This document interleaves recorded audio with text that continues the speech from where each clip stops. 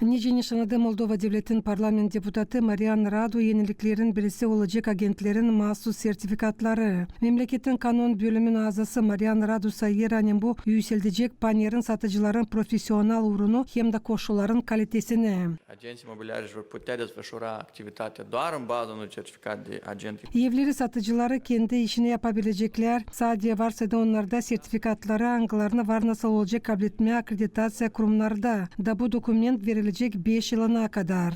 Reformanın tabir önemli elementi kurma agentlerin cümle agentstvosunu. Deputatın laflarına göre bu yapacak paneri ta açık hem de ta anlaşılı yaşayanlar için. Avem modulul de agenți imobiliari, deci e o măsură de transparență, creăm o bază de date publică a agenților.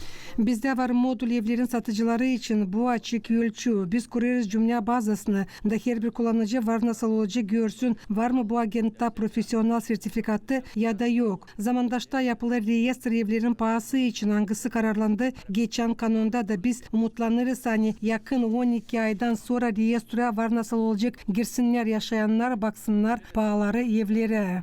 Moldova Devlet'in parlament deputatı Radu Marian'ın laflarına göre yeni reyestraya gireceklerdir sadece paha evlere ama agentlerin işin haberleri de. Bakarak buna onlar lazım olacaklar baksınlar bir sıra koşulları. Și în acest registru de prețuri va fi adăugat un modul al agenților, pe cum spuneam, unde va fi disponibile informații despre acești. Bu paha reyestrosuna eklenecek modul agentler için nice ben söyledim nerede açık olacak informasya onlar için hem de onların işi için. Var kurallar hangileri ilişkilerle agentlerin haklarına hem de cevaplığına. Peki silah haber hani agentler mutlaka lazım olacaklar versinler ödeme kvitansiyasını ya da başka dokumenti hangisine göre belli olacak kim hem ne kadar para kabul eder. Ayrı kanunda hesaba alınır agentlerin hem de klientlerin aralarında anlaşmaklar. La fel, o noutate extrem de bună este faptul că Anlaşmaya mahsus girecekler birkaç böyle element nice ev yazıları, anlaşmanın vakadı, haklar, koşullar, gün açan yapıldı anlaşmak hem de tarafların imzamaları.